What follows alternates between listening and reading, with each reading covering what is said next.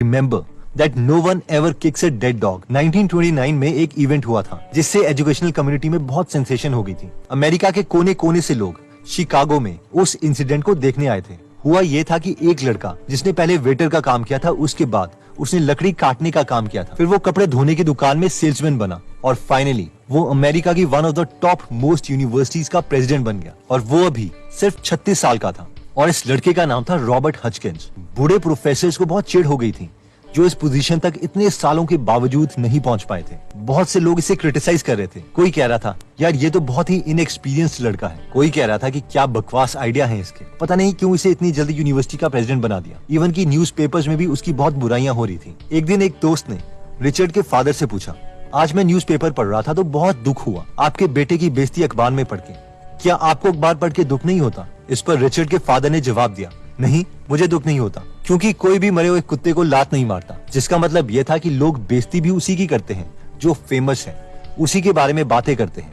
अगर किसी ने लाइफ में कुछ किया ही नहीं तो उसके बारे में कोई बात नहीं करेगा।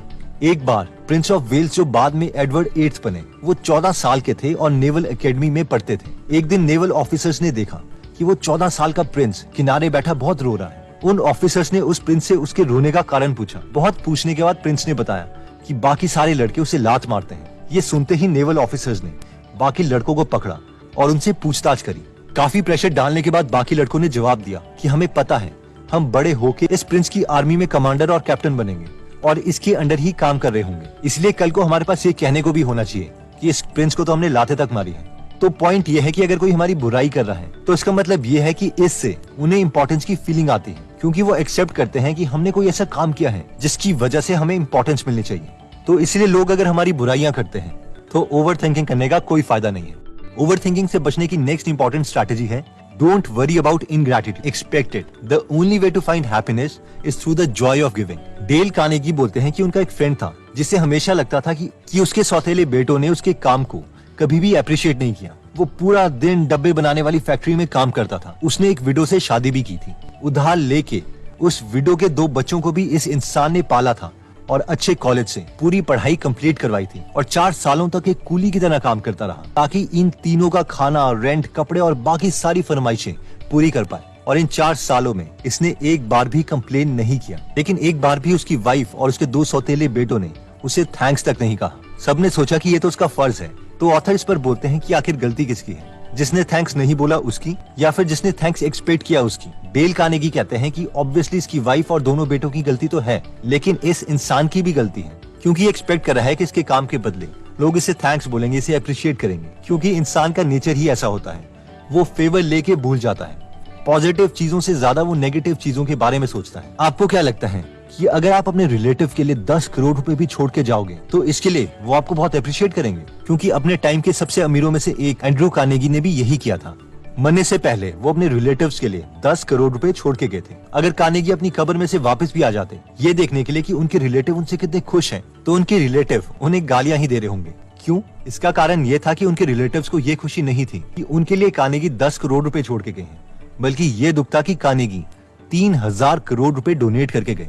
इसलिए ऑथर बोलते हैं कि हमें औरों के लिए कुछ करके उनसे थैंक्स एक्सपेक्ट नहीं करना चाहिए, बल्कि अगर हम किसी के लिए कुछ कर रहे हैं तो उसी चीज में हमें खुशी ढूंढनी चाहिए। ओवर थिंकिंग से बचने का नेक्स्ट तरीका आता है स्टॉप लॉस।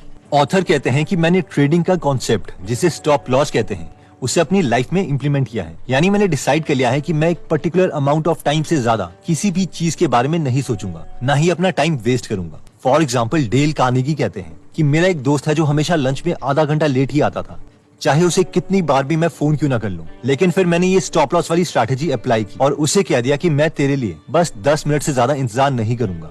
अगर तू टाइम पर आ गया तो ठीक है, वरना खुद अकेले ही लंच कर लेना। जिससे उनका बहुत टाइम भी बचने लग गया। साथ में यूजलेस ओवर थिंकिंग से भी ऑथर बच गए। इवन की एंटरप्रेन्योर और मोटिवेशनल स्पीकर टोनी रॉबिन्स भी इसी स्ट्रैटेजी का इस्तेमाल करते हैं। वो कहते हैं कि ऐसा नहीं है कि मैं ओवर थिंकिंग नहीं करता या स्ट्रेस में नहीं आता, बस मैंने डिसाइड कर लिया है कि अगर मैं स्ट्रेस में आऊंगा तो उस स्टेट ऑफ माइंड में 15 मिनट से ज्यादा नहीं रहूंगा, जल्दी से नेक्स्ट काम में शिफ्ट हो जाऊंगा। चाहे वो कोई एक्सरसाइज हो या फिर कोई भी ऐसा टास्क हो जिसे करने में मुझे मजा आता है। You know, people say, don't you have bad days? Of course I get pissed off, I get frustrated, I feel sad at all things, but I don't stay there. I used to live there.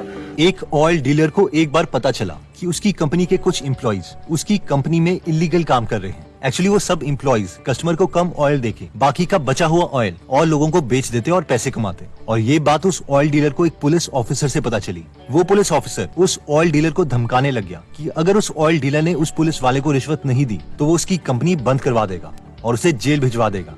इस पर वो oil dealer बहुत डर गया और वो कहता है कि इस इंसिडेंट के बाद वो ओवर थिंकिंग करने लग गया था। इतना ज्यादा स्ट्रेस ले लिया था उसने कि उसकी तबीयत खराब होने लगी थी। उसे समझ नहीं आ रहा था कि वो क्या करे, क्या उस पुलिस वाले को वो रिश्वत दे या नहीं, क्योंकि उसने तो कुछ भी नहीं किया था। सारा कसूर तो एम्प्लॉइज का था। बहुत सोचने के बाद उसने अपने से 3 सवाल किए, जिसमें पहला सवाल था what is the worst thing that can happen, यानी सबसे बुरा इस इंसिडेंट से क्या हो सकता है। इस सवाल पर सोचने के बाद उसे पता चला कि इस केस में जो वर्स्ट चीज हो सकती है वो है कि उसका बिजनेस गवर्नमेंट बंद करवा देगी। उसे जेल नहीं होगी क्योंकि गलती उसने नहीं की थी, उसकी एम्प्लॉइज की थी। दूसरा सवाल जो ऑयल डीलर ने खुद से पूछा वो ये था कि अगर ये वर्स्ट सिचुएशन हो जाती है तो उसके बाद क्या होगा। काफी सोचने के बाद उसे पता चला कि ज्यादा से ज्यादा उसे एक जॉब एक्सेप्ट करनी पड़ेगी। अब क्योंकि ऑयल का बिजनेस करने से उसकी ऑयल में पहले ही काफी एक्सपर्टीज थी तो उसे कोई भी बड़ी कंपनी अच्छी सैलरी में जॉब दे देती। और फाइनली थर्ड सवाल जो उसने खुद से पूछा था वो ये था कि क्या ये जो मेरे साथ वर्स्ट सिनेरियो हो सकता है क्या मैं इसे बेटर कर सकता हूँ। तो काफी लोगों से बात करने के बाद उसे पता चला था